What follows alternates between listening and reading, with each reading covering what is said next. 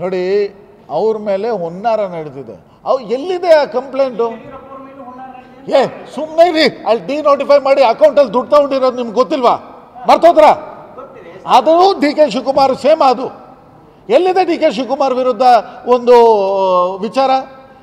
ಸುಮ್ಮನೆ ಬರೀ B J ಪಿಯವರು ಟಾರ್ಗೆಟ್ ಮಾಡಿ ಅಹಮದ್ ಪಟೇಲ್ ಅವ್ರನ್ನ ಬಿಟ್ಕೊ ಆ ಟೈಮಲ್ಲಿ MLS ಕರ್ಕೊಂಬಂದು ಇಲ್ಲಿ ಇಟ್ಟಿದ್ದಾರೆ ಅನ್ನೋ ರೀತಿಗೆ, ಆ ಒಂದು ರೀಸನ್ಗೆ ಅವ್ರ ಮೇಲೆ ಮಾಡಿರೋದು ಹೊರತು ಅವ್ರು ಏನು ತಪ್ಪು ಮಾಡಿ ಅಲ್ಲ. ಯಡಿಯೂರಪ್ಪ ಅವರು ಅವ್ರ ಮಗ ಅಕೌಂಟಲ್ಲಿ ತಗೊಂಡಿದ್ದಾರೆ, ಅದನ್ನು ಮರ್ತರ ನೀವು? ಅದೇ ಬಿ ಜೆ ಪಿ ಅವ್ರ ಮೇಲೆ ಏನೂ ಆಗಲ್ಲ. ಕಾಂಗ್ರೆಸ್ ಅವ್ರು ಬಂದರೆ ಇಡಿ IT CBI. ಆದರೆ ನಾನೊಂದು ಹೇಳ್ತೀನಿ, ಇವತ್ತು ಈ ವೈಟ್ ಟಿ ಶರ್ಟ್ ಬಂದಿದ್ದೀವಿ ನೋಡಿ, ಈ ಕಾಂಗ್ರೆಸ್ನ ಸಿಂಬಲನ್ನು ಎದೆ ಮೇಲೆ ಹಾಕೊಂಡು ಬಂದಿದ್ದೀವಿ ನೋಡಿ. ಯಾವ ಇಡಿಗೂ ಭಯಪಡಲ್ಲ, ಯಾವ IT ಗೂ ಭಯಪಡಲ್ಲ.